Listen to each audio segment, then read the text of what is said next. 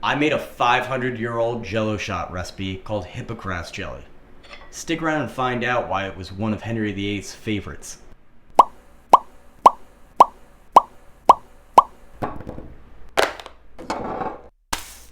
Before we discuss the jelly, what is Hippocras?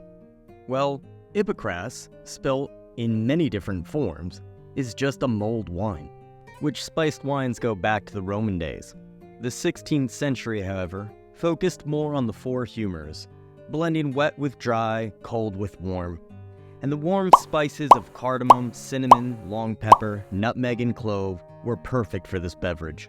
And where did the name Hippocras come from? Well, the Greek physician Hippocrates. He taught the importance of filtering water through what is now known as the Hippocratic sleeve. This conical cloth didn't just filter water, but also filtered the sediment from the spices out of the mulled wine. So as I begin to make this, let's discuss Hippocras Jelly and its importance with the Tudors. Hippocras Jelly was a display of English wealth. It was more than just some novelty dish. It was actually a symbol of English culinary prowess, made with the luxuries of spices and gelatin. Listed in a manuscript that details food items prepared for the king and queen, it seems that Hippocras Jelly was one of the first parts of the second course. And then in 1520, during a dinner of the Knights of the Garter, again, one of the first parts of the second course was listed Hippocras Jelly. Now I'm going to mention that during June of 1520 was the summit of the Field of the Cloth of Gold. Calais, a small area of northwestern France that was then still owned by the English, is where this meeting would take place. A neutral meeting between the French King Francis I and King Henry VIII. The aim was to improve the relations between the two countries, though the display of wealth and power from both sides turned into a grand competition. Gold-woven tents and pavilions, jousting, masquerade balls, you name it, they had it. There was even friendly competition between the two kings, where Henry sadly was bested by Francis in wrestling. However, he was able to redeem himself with his skill in archery. As you can imagine, an event of this magnitude required extensive provisions, including vast amounts of food and drink.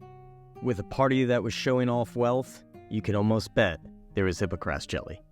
The opulence that these jellies displayed is best described in a letter sent to Marchioness Isabella d'Este, which describes a dinner with the English king, with jellies made in the shape of castles, towers, churches, and animals of every variety. The beauty of this dinner leads him to say those who call the English barbarians are themselves barbarians.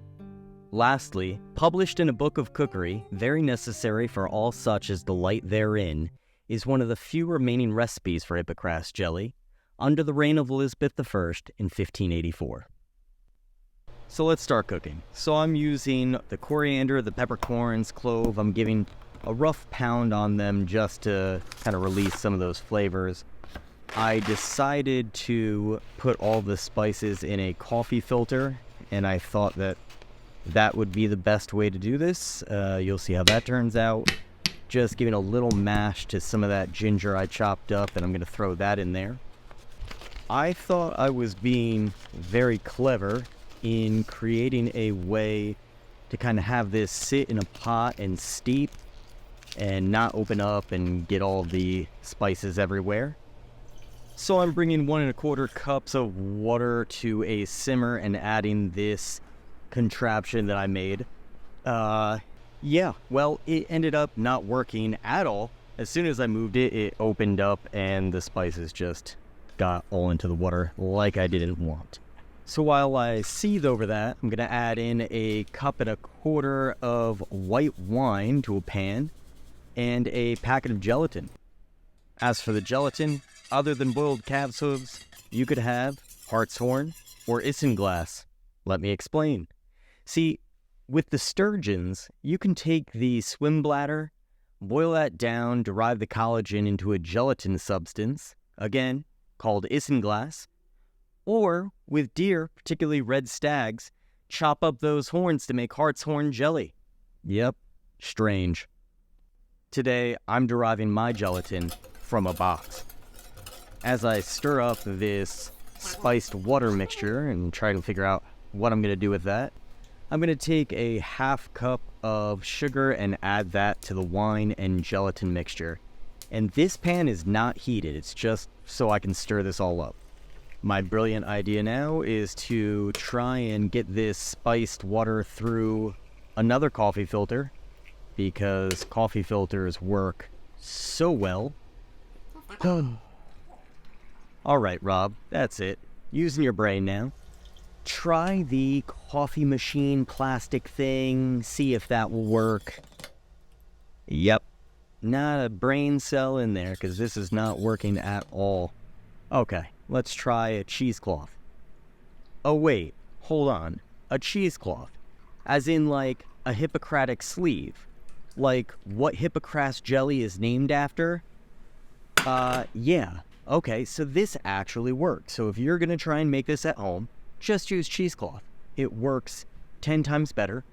That water there, I was actually a little afraid that there was sediment in there. It's just stained. That's just the color of the water now. I know. It's a really attractive color. I was serious about making sure there was no sediment, so I did try to run it through a coffee filter again. This time it did go all the way through, and yeah, it ended up being pretty clear.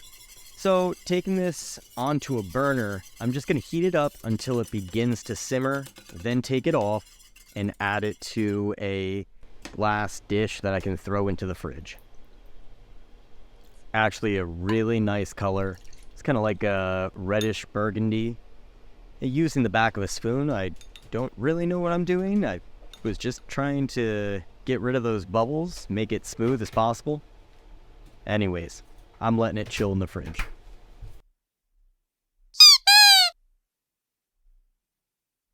Right, one of Henry VIII's favorites, Hippocras Jelly. Let's give it a try.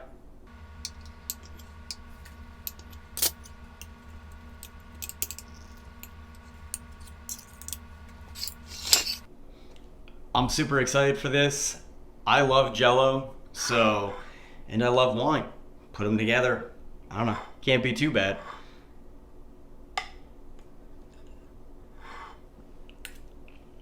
I was expecting flavor. The flavor of wine and the spices, I forgot about the alcohol. I didn't cook out any of the alcohol. This is really good. This is a mulled wine Jell-O shot. I like this.